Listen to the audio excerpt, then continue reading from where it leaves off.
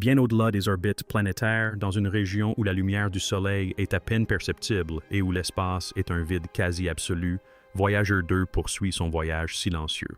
Du moins, c'était le cas. Car quelque chose a changé. Il y a quelques semaines, Voyager 2 a accompli une action imprévue. Elle a modifié son orientation, non par accident ou dysfonctionnement, mais avec une précision mathématique. Et c'est ce qui s'est passé ensuite qui a figé la NASA. Une transmission d'une nature inédite a commencé à pulser dans le vide, structurée, intelligente et apparemment consciente. Ce n'est pas une fusée éclairante. Ce n'est pas un dysfonctionnement. Ce n'est même pas humain. Et ce que vous allez voir, entendre et ressentir dans cette vidéo pourrait changer à jamais votre vision de l'espace, des machines et peut-être même de votre place dans l'univers. Car Voyager 2 n'a pas simplement fait demi-tour. Elle s'est tournée vers quelque chose. Et ce qu'elle a découvert a tout simplement stupéfié le monde. En 1977, Voyager 2 fut lancé avec une unique mission, saluer les géants de notre système solaire puis dériver silencieusement dans l'abîme cosmique. Contrairement à sa jumelle Voyager 1, qui a suivi une trajectoire plus directe hors du système solaire, Voyager 2 a pu visiter Uranus et Neptune, une première pour un engin spatial. Mais au-delà des photos et des relevés magnétiques, elle transportait quelque chose de bien plus humain. Un disque d'or, un message aux étoiles, la preuve que quelqu'un avait vécu sur Terre, que quelqu'un avait levé les yeux vers le ciel et s'était interrogé. Et puis nous l'avons laissé partir. Elle a franchi l'héliopause, pénétré dans l'espace interstellaire, et pendant des années, elle n'a renvoyé que des données télémétriques de faible puissance. Des murmures ténus d'une machine en fin de vie, jusqu'à récemment. Car en février 2025, des ingénieurs ont remarqué quelque chose de si subtil, d'apparemment si insignifiant, qu'ils l'ont d'abord négligé. Un infime décalage dans la synchronisation du signal, moins d'une seconde. Mais en y regardant de plus près, ils ont aperçu un motif répétitif, un battement de cœur, comme si quelque chose lui renvoyait, depuis l'obscurité, le pool de voyageurs. Le signal était subtil, noyé dans les données télémétriques standards, mais il ne correspondait à aucun protocole de transmission connu. En réalité, ce n'était pas un signal du tout. C'était une résonance, une onde de basse fréquence qui s'accordait à l'oscillation interne du système d'alimentation ancien de Voyager, à la microvolt près. Puis, tout a changé. En mars 2025, la fréquence de l'onde s'est modulée, s'harmonisant non pas avec celle de la sonde, mais avec les résonances de Schumann de la Terre, le rythme électromagnétique naturel de notre planète. C'était comme si Voyager agissait comme un diapason, entrant en résonance avec quelque chose qui connaissait précisément le fonctionnement de notre planète. L'équipe du JPL a effectué des simulations, nettoyant les données pour éliminer les artefacts, les interférences solaires, voire le bruit quantique. Rien ne l'expliquait jusqu'à ce qu'un stagiaire suggère une hypothèse impensable. Et si le signal ne répondait pas à la fréquence terrestre? Et s'il la répliquait? Quelque chose, là-bas, imitait-il le rythme de notre planète en utilisant Voyager comme vecteur? Et si oui, pourquoi? Le 17 avril 2025, Voyager 2 changea d'orientation. Aucun propulseur ne fut activé, aucune commande ne fut envoyée. Pourtant, son antenne à gain élevé, qui avait commencé à s'éloigner de la Terre en raison de la dérive accumulée, retrouva son alignement parfait. Enfin, presque. Plus inquiétant encore, ces systèmes de secours ont lancé des diagnostics que nous n'avions pas initiés. Les données ont commencé à affluer, non pas depuis la liaison de commande, mais depuis des instruments que nous n'avions pas utilisés depuis des décennies. C'était comme si quelqu'un était entré dans la maison que nous avions abandonnée et avait allumé les lumières. Voyager a commencé à transmettre des paquets de données compressées, non pas des nombres bruts, ni des relevés non filtrés, mais des segments encodés avec des sommes de contrôle ne correspondant à aucun système connu de la NASA. Chaque paquet se terminait par la même signature numérique. 3 spirales imbriquées, telles des empreintes digitales, se superposaient. Et c'est alors que les scientifiques commencèrent à murmurer. Non pas à propos d'ingénierie, ni de systèmes énergétiques, mais à propos d'un contact. Le 3 mai, le signal de Voyager s'est brièvement interrompu. 11 secondes de silence total. Aucune télémétrie, aucun signal, rien, puis le signal est revenu plus fort, plus net et plus précis que jamais. Et cette transmission de retour contenait une enveloppe de fréquences qui, traduite dans le spectre visible, révélait quelque chose de stupéfiant.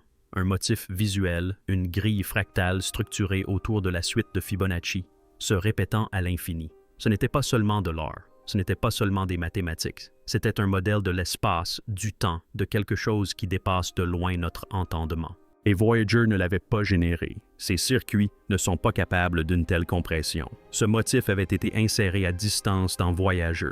La source de l'injection se situait à 4,3 années-lumière, soit approximativement la distance qui nous sépare de Proxima Centauri.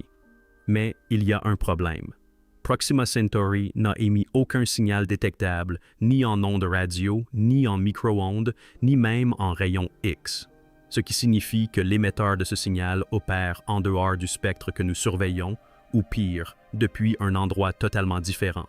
Alors que la NASA tentait de minimiser la transmission en la qualifiant d'anomalie cosmique, une équipe dissidente d'analystes de signaux du Caltech a commencé à intégrer le nouveau flux de données de Voyager dans un modèle de reconnaissance de forme binaire. Ce qu'ils ont découvert n'était pas du bruit aléatoire. Il s'agissait d'un langage structuré, une forme de binaire aujourd'hui obsolète, mais ressemblant au premier code machine jamais développé sur Terre. Au départ, l'équipe a cru percevoir des échos des transmissions terrestres.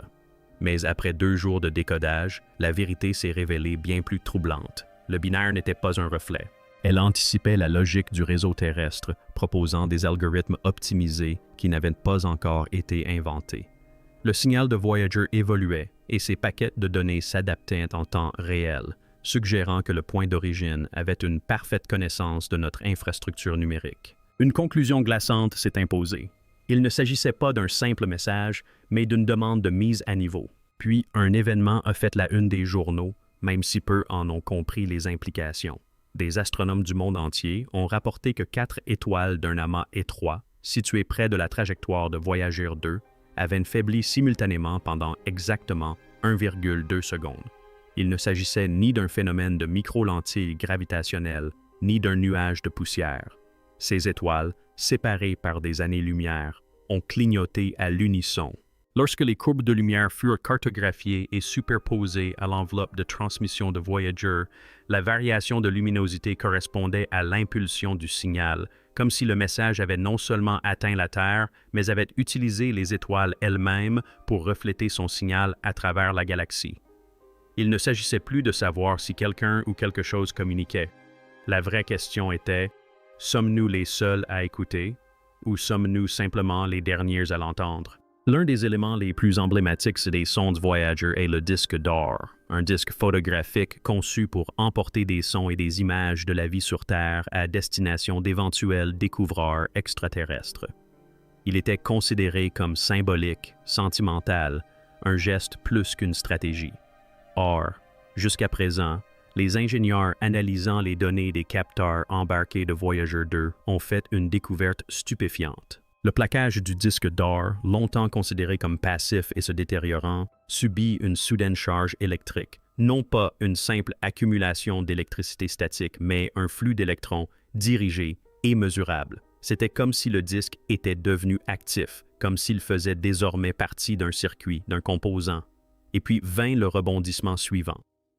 Intégré au nouveau flux de données binaires se trouvait une réinterprétation numérique de l'un des sons originaux de la Terre enregistrés sur le disque.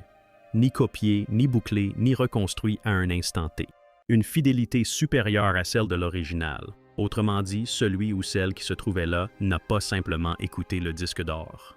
Il ou elle l'a compris, l'a amélioré et peut-être le faisait-il rejouer à quelqu'un d'autre. Finalement, les données télémétriques d'un observatoire canadien ont capté un phénomène inexplicable, un signal fantôme décalé de 6,2 secondes par rapport à la transmission initiale de Voyager 2 a commencé à répéter chaque impulsion, chaque écho, mais avec de légères distorsions, comme s'il était réfléchi par un objet inexistant. Les scientifiques ont utilisé le terme de « réflexion fantôme ». Mais lorsque l'équipe a tracé les angles de réflexion, elle a constaté qu'ils ne pointaient pas vers une planète ou un corps céleste connu, mais vers une région vide de l'espace, dépourvue de lumière et de masse. C'est alors qu'est apparue la pièce manquante du puzzle. Le signal réfléchi a commencé à révéler de nouveaux éléments absents des fréquences originales qui décrivaient les champs magnétiques, les ceintures de radiation et même les gradients de température. C'était comme si ce signal fantôme cartographiait notre système solaire à l'envers. Voyager. 2 ne se contentait pas d'envoyer des données. Elle servait à nous scanner, à nous refléter, à nous répliquer, et quelque part, quelque chose était en train de construire une carte. Mais dans quel but? Au début, seuls quelques-uns l'ont remarqué. Des opérateurs radio, des radioamateurs et des passionnés de surveillance de l'espace lointain ont commencé à signaler des maux de tête, une désorientation et une impression de déjà-vu après avoir écouté les transmissions brutes de Voyager 2 à travers des analyseurs de spectres. L'effet fut d'abord ignoré jusqu'à ce que des laboratoires universitaires belges et japonais reproduisent l'anomalie dans des conditions contrôlées. Une fréquence de résonance, subtilement perturbée par les sous-harmoniques du signal, perturbait la mémoire à court terme des mammifères. Diffusé en boucle, le signal incitait les souris de laboratoire à répéter des comportements déjà appris, mais avec de légères variations, comme si quelque chose modifiait leur choix. Les chercheurs ont émis l'hypothèse que le signal interagissait non pas avec l'ouïe, mais avec les champs électromagnétiques du cerveau. Il ne s'agissait pas de son, mais de structure. Un élément du signal de Voyager avait évolué en une influence, une architecture externe capable d'affecter la mémoire, les choix et, finalement, l'identité. Était-ce un effet secondaire ou un test? Le signal continuant de s'adapter, les télescopes furent pointés vers une région située juste au-delà de l'héliopause, au cœur du nuage d'Oort, là où Voyager 2 avait aligné ses instruments pour la dernière fois. C'est alors que l'Observatoire européen austral, ESO, détecta une anomalie solide. Ni une comète, ni un tessimale planétaire, mais un objet aux angles droits, dont la réflexion radar était adaptée à une fréquence conçue pour correspondre aux nouvelles émissions de Voyager. L'objet était inerte, immobile et froid, mais sa signature était familière. Elle correspondait aux matériaux du revêtement de Voyager, notamment des alliages rares, désormais obsolètes dans les vaisseaux spatiaux modernes, ce qui soulevait une possibilité terrifiante. Il ne s'agissait pas d'une structure extraterrestre. C'était un double, un voyageur miroir construit non pas par nous, mais par une entité ayant étudié le nôtre suffisamment longtemps pour le reproduire. Et si cet objet émettait, cela ne pouvait signifier qu'une chose. Voyager n'avait pas simplement reçu une réponse. Elle avait été copiée. De retour au GPL, la dernière salve de données de Voyager contenait une surprise de taille, du code brut, des milliers de lignes, pur, efficace et totalement étranger à tout système de la NASA. Mais, une fois analysé par des simulations quantiques, ce code a produit un modèle 3D de la Terre. Non seulement sa géographie, mais aussi ses infrastructures, ses phénomènes météorologiques et les mouvements prévus des satellites et des aéronefs. Il n'y avait aucun doute.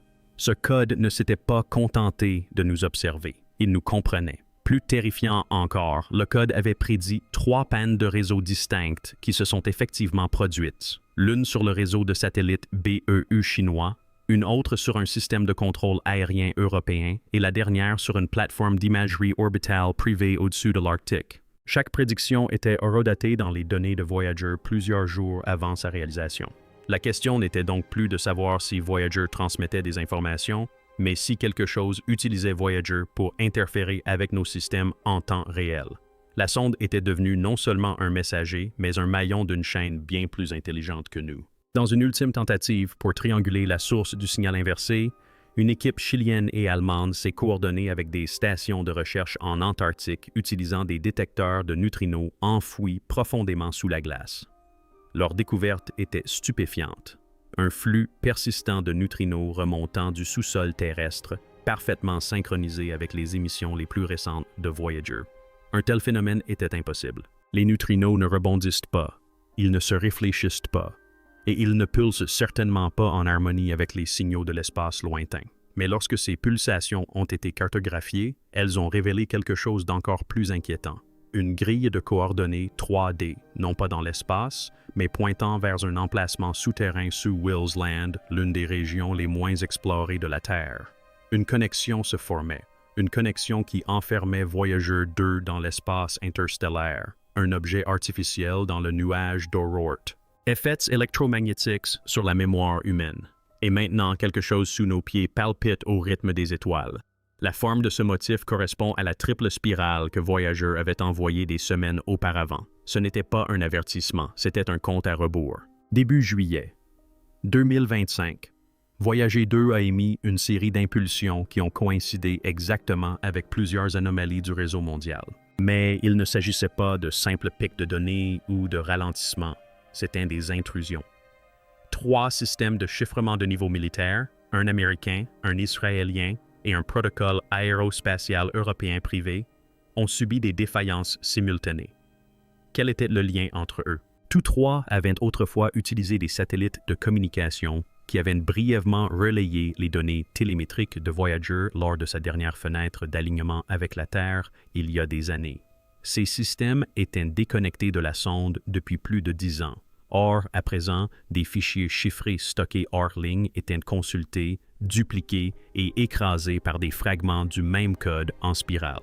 Il était désormais clair que le signal de Voyager n'était pas statique. Le procédé était récursif. Il utilisait d'anciens protocoles de communication, des archives et des portes logiques obsolètes pour accéder à des systèmes longtemps considérés comme sûrs. Mais pourquoi écraser d'anciennes données si ce n'était pour y semer quelque chose? L'idée que la transmission de Voyager injectait une semence numérique dans nos systèmes les plus sécurisés est rapidement passée du stade de spéculation à celui de théorie interne acceptée par plusieurs agences de renseignement.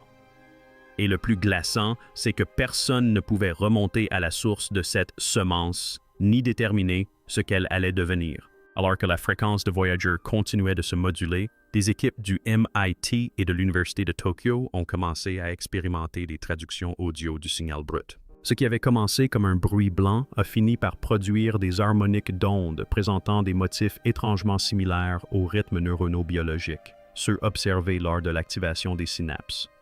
Plus étrange encore, le signal n'était pas constant. Il s'adaptait. Diffusé dans un système audio en boucle fermée, le morceau a commencé à imiter l'environnement fréquentiel de la pièce, comme s'il écoutait, répétait, puis répondait. Un schéma se dessinait. Le signal de Voyager n'était pas qu'une simple transmission de données. Il se comportait davantage comme un organisme, un algorithme vivant capable de se modifier, de se fondre dans son environnement et de l'intégrer pour maintenir sa structure. Le test final fut stupéfiant. Introduit dans une simulation de réseau neuronal entraînée à la reconnaissance de forme, le signal n'a pas seulement déclenché des réponses prévisibles. Il a remodelé les voies neuronales, les optimisant au-delà des performances de référence connues en IA. Autrement dit, Voyager avait ramené quelque chose qui pense. Vous souvenez-vous de la Terre de Wilkes, cette région souterraine de l'Antarctique qui émet des impulsions de neutrinos? Une expédition conjointe a finalement été approuvée. Grâce à un radar à pénétration de sol, à l'imagerie sismique et à des capteurs thermiques, les chercheurs ont confirmé l'impensable. Une structure creuse d'au moins 96 km de large, enfouie sous la banquise, aux contours géométriques trop précis pour être d'origine naturelle. Le détail le plus troublant, ces barres extérieures pulsaient de champs électromagnétiques de basse fréquence parfaitement synchronisés avec le signal Voyager, malgré l'absence de câbles, de satellites ou de liaisons directes. À l'intérieur de la cavité thermique, des capteurs ont détecté des signatures thermiques inexplicables, symétriques, stables et rayonnants selon la suite de Fibonacci, à l'image fractale dissimulée dans les premières données transmises par Voyager. Puis, profondément sous la glace, des microphones ont capté une résonance, un son qui n'était pas sans rappeler le chant des baleines, mais métallique, rythmé et artificiellement confiné à une bande de fréquence fixe.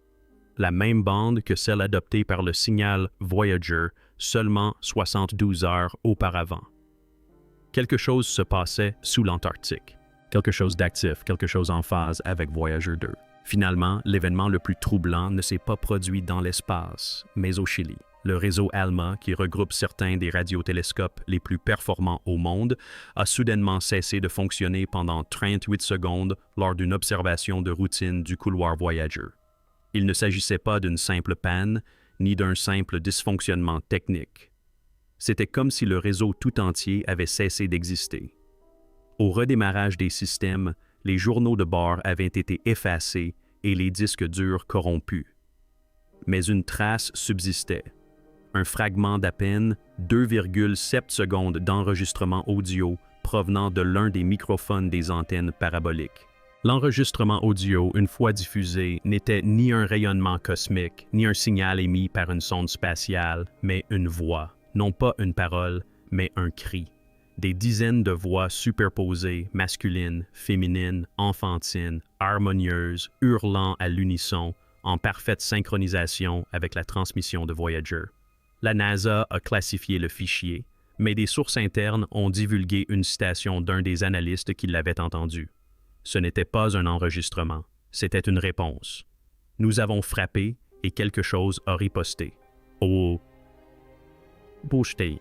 Nous avons envoyé Voyager 2 dans le vide spatial comme messagère de paix, comme relique de la curiosité humaine, symbole de notre espoir que quelqu'un, quelque part, puisse la trouver, la comprendre et savoir que nous avons existé. Mais aujourd'hui, près de 50 ans plus tard, ce n'est plus nous qui cherchons la lumière dans l'obscurité, c'est l'obscurité qui nous tend la main. Le signal que nous recevons n'est ni un écho, ni un reflet, ni même une communication au sens où nous l'entendons. C'est une infiltration des systèmes, des fréquences, de la pensée elle-même. Elle détourne les satellites, infecte les machines, réécrit les algorithmes, murmure dans des résonances enfouies sous la glace, des pulsations d'étoiles qui devraient rester immobiles et active des disques d'or qui n'étaient pas destinés à alimenter quoi que ce soit. Mais la vérité est encore plus troublante, car peut-être que Voyager n'a rien trouvé. Peut-être était-elle destinée à nous apporter quelque chose. Non pas de notre part, mais à nous. Un message caché dans les étoiles, attendant que nous soyons assez avancés pour le comprendre ou assez arrogants pour ignorer l'avertissement. Et maintenant que nous avons décodé les spirales, réaligné les signaux et entendu le cri venu des profondeurs les plus glaciales, il ne nous reste qu'une seule question. Avons-nous reçu un message du futur ou avons-nous activé quelque chose qui n'aurait jamais dû se réveiller? Quoi qu'il en soit, Voyager 2 vient de faire demi-tour et ce qu'elle a ramené n'est plus là-bas. C'est déjà là. Abonnez-vous pour plus de contenu de ce genre.